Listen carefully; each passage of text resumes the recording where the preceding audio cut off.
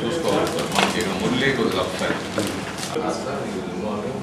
చేస్తాం. నేను చెప్పాను కదా వాళ్ళే పెద్దగా ఆయన లోకల్ ఎమ్మెల్యే కాబట్టి చేద్దాం.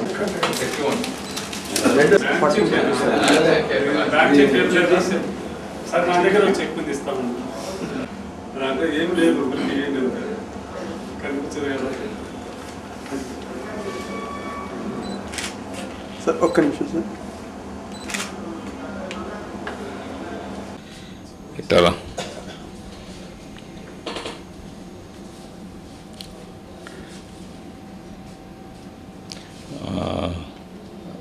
ఇది కాదు, మనం జగన్నాథ ఘట్ 2 మనకు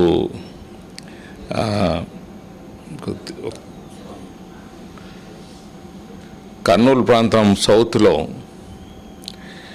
రూపాల సంగమేశ్వర దేవాలయం అంటే కృష్ణానది మునక కారణంగా టెంపుల్ని ఇక్కడ షిఫ్ట్ చేయటము, కర్నూలు సౌత్ వెస్ట్లో ఉండటము, కర్నూలుకు ఒక భాగ్యంగా అది ఉండటం, అంతేకాకుండా కర్నూలు ప్రజలందరికీ కొత్తగా ఇండ్లు కట్టుకునేదానికి అలాట్మెంట్ కూడా కొన్ని వేల మందికి ఒక 10 సంవత్సరాల కిందటి నుంచి మొదలు పెట్టడం జరిగింది.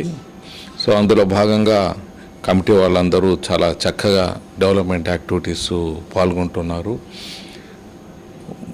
100 కోట్ల ప్రాజెక్టు ఫస్ట్ ఫేజు ఒక ధ్యేయంగా పెట్టుకొని సిడి కూడా తయారు చేయటం జరిగింది. సో 100 కోట్లతో ఆ ప్రాజెక్టుని అంచెలంచెలుగా పూర్తి చేయటం జరుగుతుంది. ఇది ఒక ఏ ప్రాజెక్ట్ మొదలు పెట్టాలన్నా ఒక స్కెచ్ అనేది ఉండాలి. దాన్ని ధ్యేయంగా పెట్టుకొని స్టెప్ బై స్టెప్ ఒక ప్లాన్డ్గా స్టెప్ బై స్టెప్ ముందుకు పోవటానికి అవకాశాలు ఉంటాయి.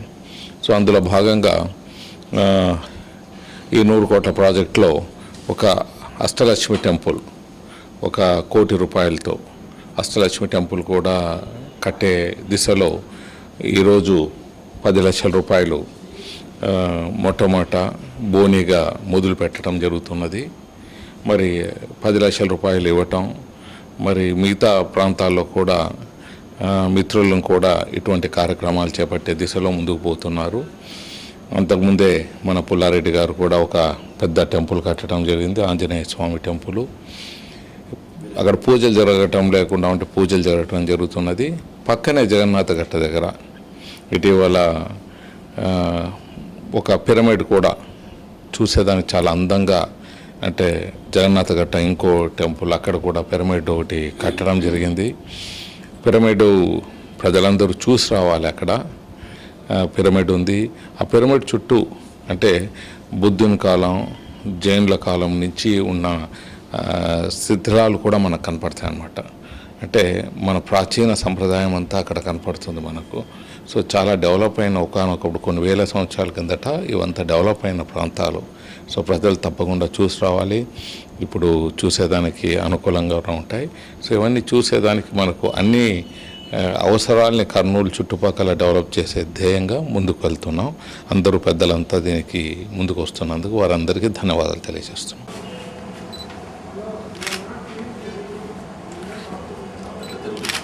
నీకోసం మళ్ళీ ఫోటో పెడతాను.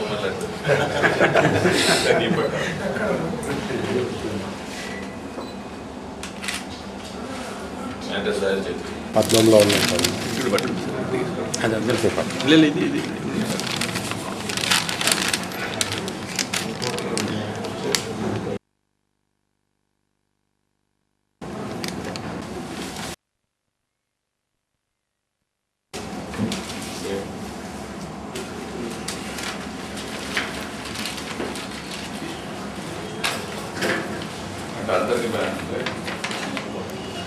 వరద